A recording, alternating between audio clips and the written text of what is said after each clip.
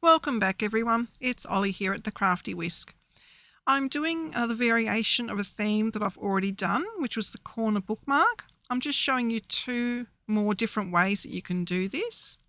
The first way is just by using paper packs, so no stamps.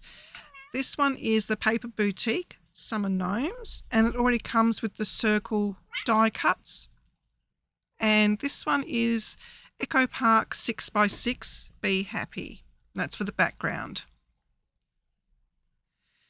Now the first thing we need to do is trim down our cardstock, and the measurements of this is 4 inches by 4 inches, and I'll pop a link up above for the first corner bookmark that I did because the measurements are pretty much the same.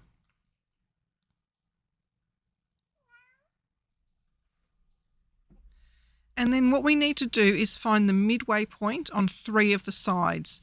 So I like doing 4 by 4 inches because it's so easy. It's just 2 inches, 2 inches, and 2 inches. So just on 3 sides. And my little helper there is trying to kill the killer stick that's in my hand. And you can probably hear him in the background meowing because I'm not paying him attention. So now what we need to do is score from one of the marks to the other, forming like a V.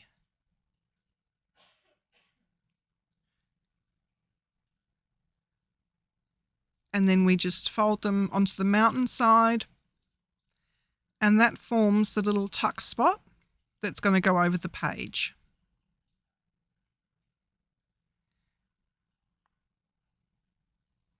So I'm going to actually start decorating it now. So my little square that's going to secure the flaps is 2 3/4 square. Now the first corner bookmark that I did, the little flaps go to the back. This one, the flaps are going to go to the front. So it's just a little bit of a variation.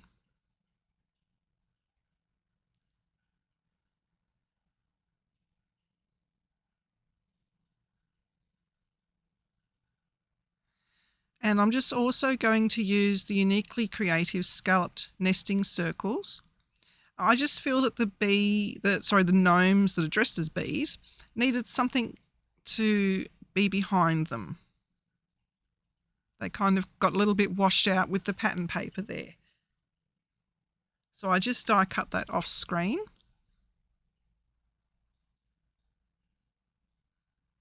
And that's basically how it's going to go, like so. Now there's these funny little knobbly bits where the paper was joined in the book.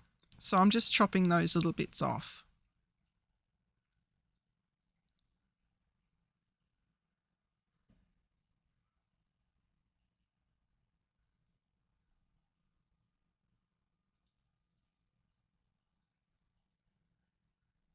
And I'm also just going to go around and ink the edge with Altenew ink in Sunray.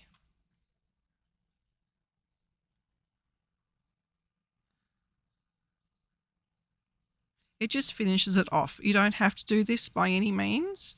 I just like, it sort of gives a look a little bit like honey in the background. And as you can see, I'm being plagued by cats. They seem to know as soon as I put the video camera on or the microphone on to do voiceovers, that's when they all come and want attention from me. They don't want attention any other time, just when I'm doing this stuff.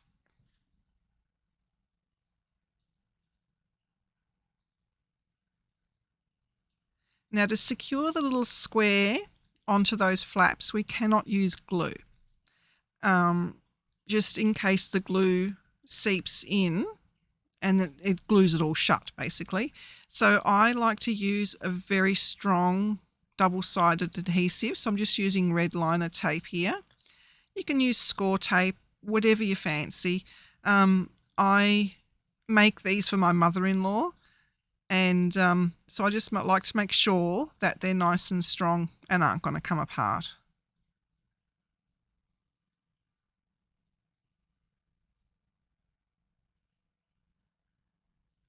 The problem with red tape is it gets everywhere. Like, it's so sticky. And those little backing sheets stick to my hands. But it's very strong tape. It's very good. So just going to stick that down. So you've noticed I've only put the double-sided tape on the flap. So I haven't put it on the pattern paper at all because I need there to be a gap there, as you can see there. And these little bits I'm fine to glue on, as long as the glue only goes as far as where the backing square is. It can't go onto the yellow card at the back at all.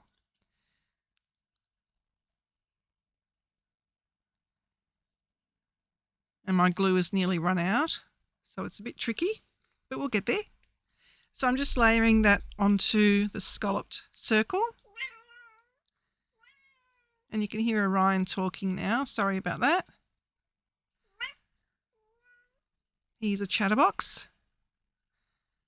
And for this bit, I like to actually pop it onto the corner of some sort of book so that I can make sure that I've got the placement exactly where I want it, because it's a weird sort of angle. And I'm just popping the glue where the circle is going to be.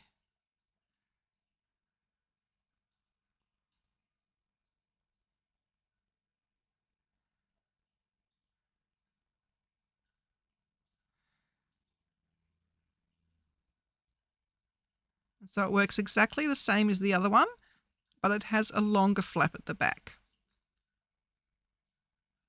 So it lets you play around with different shapes. And it fits on just like so.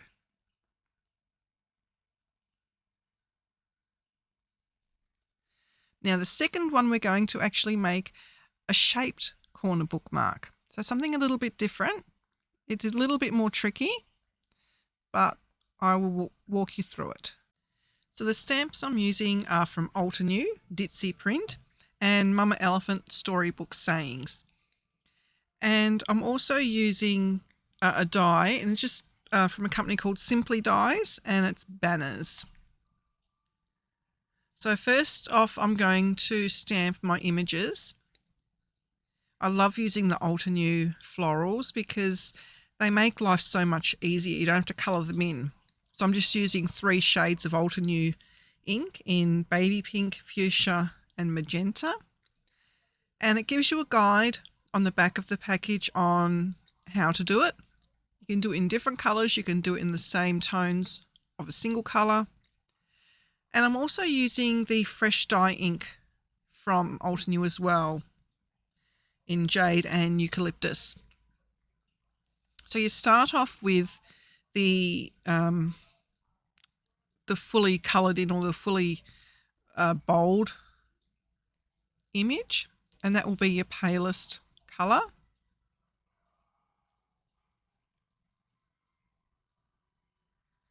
And then you just layer it up with the second image in the middle colour, and then the third image will be in the darker colour, and that's what gives you all the shadings of your florals. It really does make life easier. The hardest thing is really just lining up where the next stamp has to go. It's much easier to do it in person because you can actually lean over the top of it, but I didn't want my head getting in the way too often, so I'm kind of guesstimating where it needs to go. And you don't have to use 3 different shades. You can go in with the same ink pad and just stamp the next layer a couple of times and it will be darker.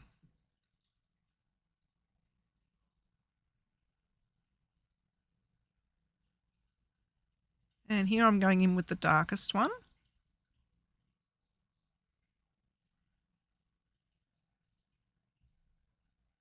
And then this stamp set actually comes with an outline image as well. You don't have to use it because the florals look perfectly fine on their own, but I am going to stamp over the top, and I'm using a Versafine Clear ink called Acorn. I didn't want to have a bold black, I wanted it to be more natural.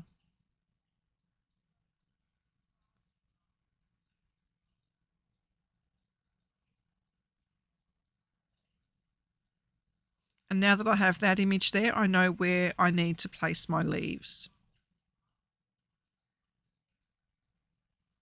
And I'm just doing 2 colours for the leaves.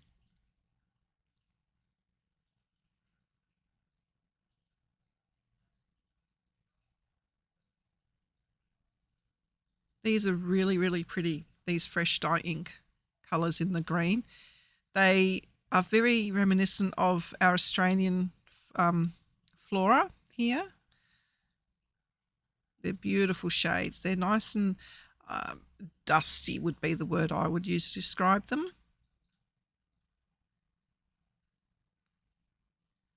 So that's my image all done. And now I'm going to make it into a bookmark. Now I'm not going to give sizings here because it really depends on what shape you're going to be cutting out yourself. And this dies came from a company here in Australia. I just went to a craft show and they had them there. So I don't know if they're going to be widely available or not, but a lot of companies do have banner dies. And I will be layering it up.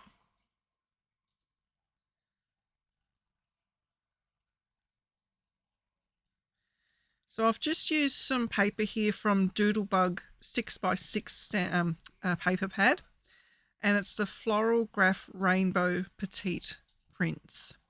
It's just really, really tiny florals. And it's a similar sort of tonings as what I've used in the stamp pads. So I'm just sizing the next banner die down because this will layer on top of the pink one. And I'm not going to cut the whole thing out. You'll notice I'm leaving the top edge there without the top plate on it. That way the die will not cut through.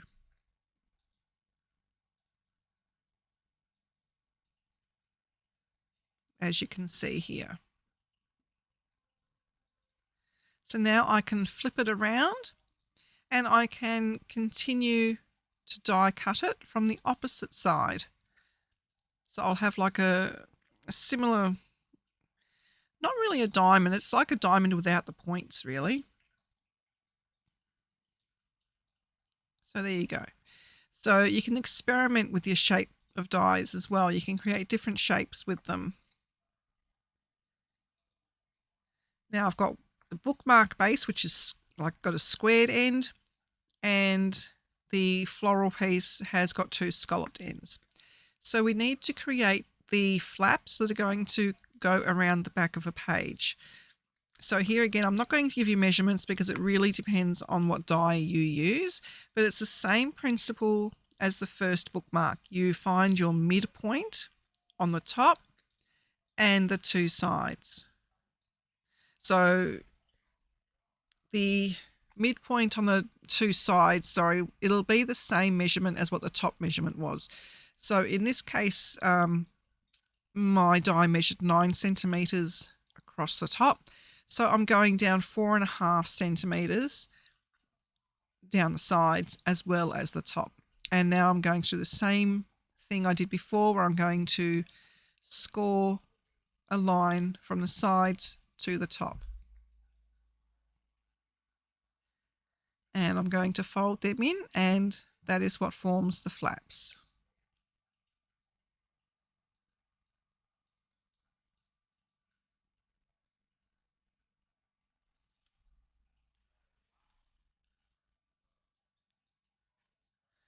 And I didn't measure before I cut the front die, so it is a little bit too long.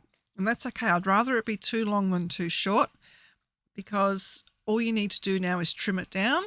But first I want to see where my sentiment is going to go, and that will give me a guide as to if I'm going to trim from the top or trim from the bottom. Because I still want the flowers to be, well, the whole thing to be centered. So if I'm going to put the sentiment on the bottom, then I need to trim from the top. I hope that makes sense.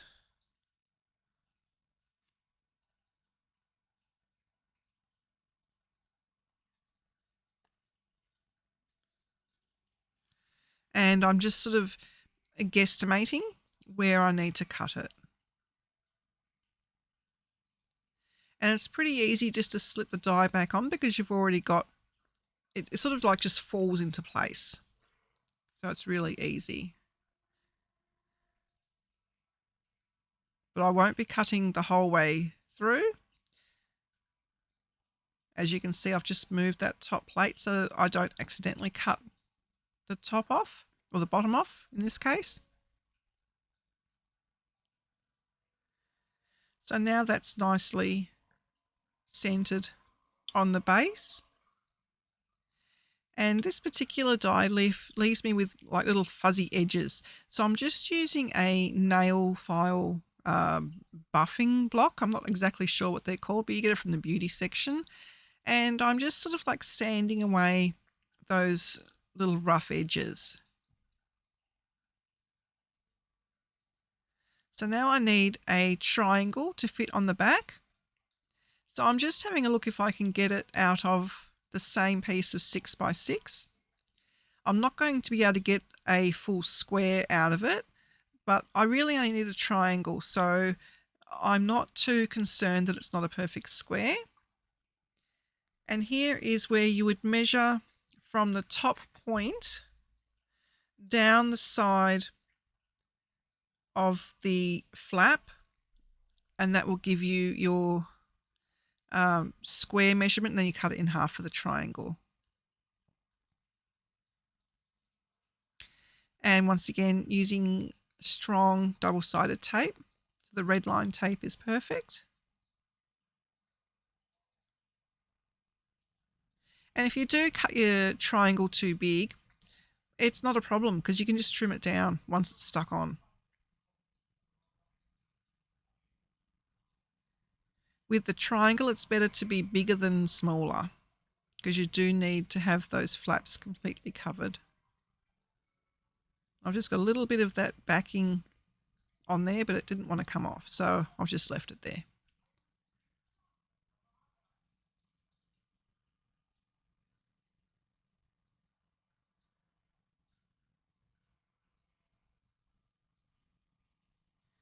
So now I want to do the same thing as what I did with the gnome bees, where I just want to go around the edge and just trim it with a bit of ink. It's not essential to do this, I just like the finished look that it gives. And Mr. Orion is coming again because he likes getting his paws in the ink pads. Bless his little cotton socks.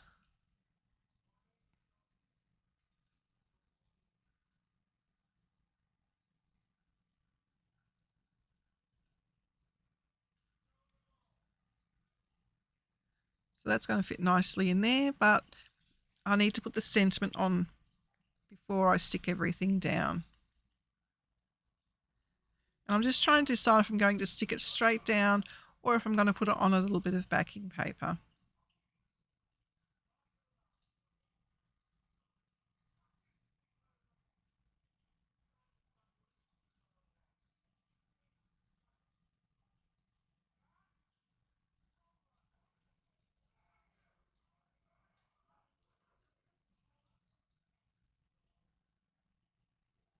And Orion is sitting nice and close there because I do have the laptop directly in front of me, and it blows out nice warm air. So I've got 5 cat beds in this tiny space that I have, but he refuses to sit on them because he wants to sit where the computer fan comes out.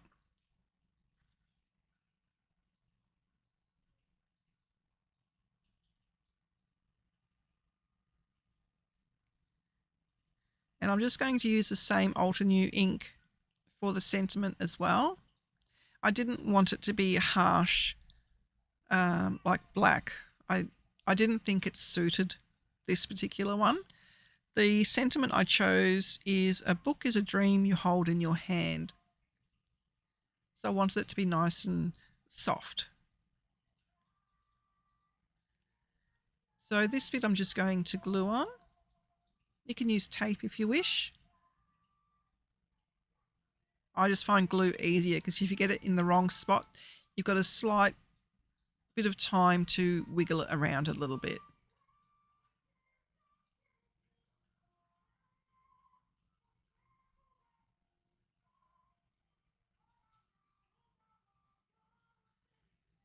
And there you go. So that one is now done as well. Now the one thing that I didn't do was pop a ribbon on there. So there's a couple of ways you can attach the ribbon. You can either do it before you put the triangle on that covers the flaps, or if you're like me and completely forgot, you can try and prise the triangle off a little bit of the back there. But I felt I was going to ruin the paper a little bit, so I did manage to get another triangle out of the square that I'd cut. So I'm just putting that second triangle over the top of the first one.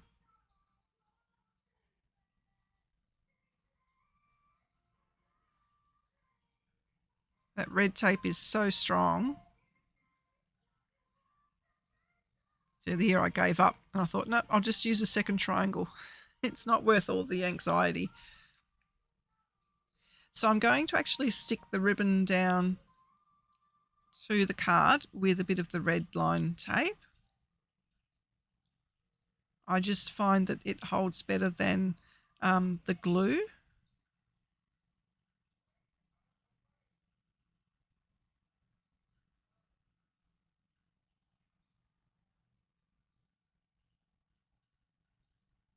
But after you've popped the ribbon on, you can use tape or glue to attach that second triangle because you don't have to worry about getting glue in the flaps this time.